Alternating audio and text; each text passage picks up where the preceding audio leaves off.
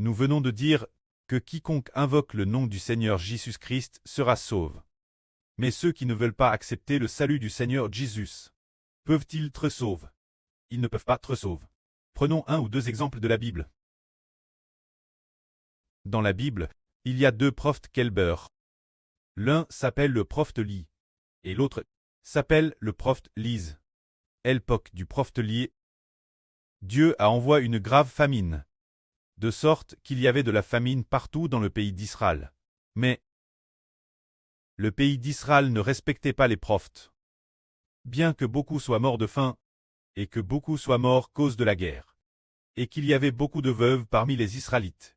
Pourtant, Dieu n'a envoyé le prophète Li que l'étranger, au pays païen de Sidon, pour y voir une veuve, la veuve de Sarepta. Ainsi, après que le prophète soit arrivé chez cette veuve, Dieu a eu pitié de cette veuve, et a fait en sorte que la veuve et son fils aient de la nourriture mangée, jusqu'au jour où la pluie est revenue. C'est-à-dire que la farine dans le pot ne cesse pas puise, et l'huile dans la cruche ne cesse pas tarie non plus. Quelle en est la raison? Parce que cette veuve a cru au prophète. Elle a cru au prophète lié. Parce qu'elle a cru au prophète, elle a bénéficié de la bienveillance de Dieu, enchant la veuve et son fils de périr par la famine. Pourtant, il y avait beaucoup de veuves en Israël. Mais parce qu'elles n'ont pas cru au prophète, alors de la même manière pendant les jours de famine, elles n'avaient rien mangé. C'est l'une des exemples de l'Ancien Testament. Un autre exemple est celui du prophète Lise. Cette poquelle, beaucoup de gens souffraient de la LPR. Il y avait particulièrement beaucoup de lépreux dans le pays d'Israël. Mais parmi les Israélites, aucun n'a été guéri. Seul un étranger, cet étranger tête Naaman le Syrien. Ce Naaman étranger en a bénéficié parce que ce Naaman a cru au prophète. Lise en parlant ainsi. Que ce soit Lise ou Li. Seuls ceux qui ont cru en ces deux prophètes, la veuve a cru au prophète Li, et la maison de la veuve n'a pas été détruite par la famine. Alors Naaman l'étrangère, en croyant au prophète Lise a été guéri. Ainsi nous disons que ceux qui croient reçoivent la grâce. Quant aux prophètes de l'Antiquité, ils n'est que les serviteurs de Dieu. Par la foi aux prophètes, ils ont reçu une telle grâce. Mais les Israélites, cause de leur incrédulité, n'ont pas reçu cette grâce. Mais aujourd'hui, c'est la même chose pour nous.